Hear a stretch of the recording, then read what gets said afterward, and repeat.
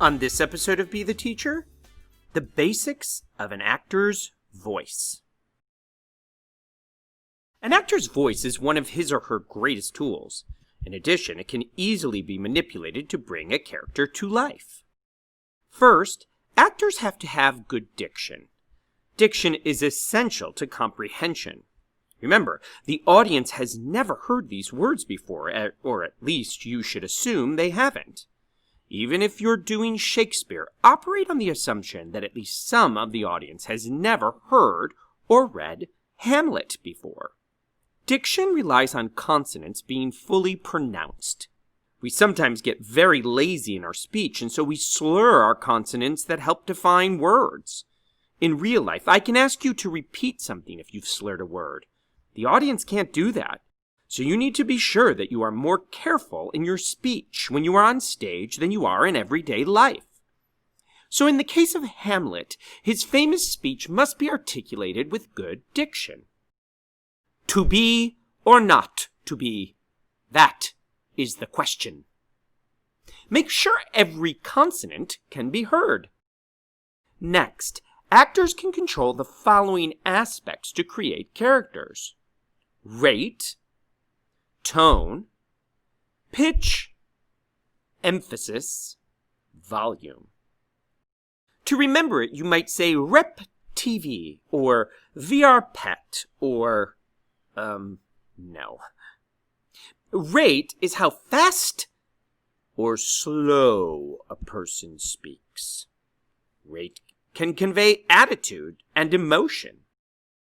Emphasis works by the contrast principle, where emphasizing something makes it different from the thing around it. Most common is an attention brought to a word or syllable by stressing or pausing. Emphasis can also be caused by repetition. Emphasis can also you get it. Subsequent repeats suggest that importance is being signaled. Multiple repetition thus says this is very, very important.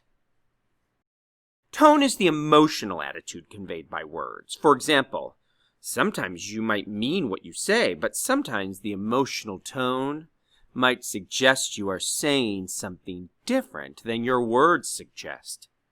You might write adjectives and adverbs into your script to suggest the tone. Volume. This is how loud, or how soft, or how somewhere in between you speak.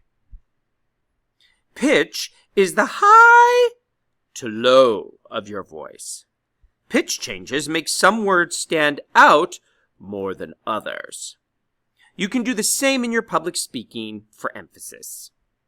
By combining these elements, you can bring characters to life. For example, what character might be a high pitch and slow rate at a low volume? If you were playing an old woman, what voice characteristics would you manipulate? The combinations are endless, and with some experimentation and great diction, you can wow the audience and bring characters to life. So that is it. You learned about diction, and you learned about the basic elements of a voice that you can bring to life: rate, tone, pitch, emphasis, and volume. That's it for this episode of Be the Teacher, and we will see you and hear you next time.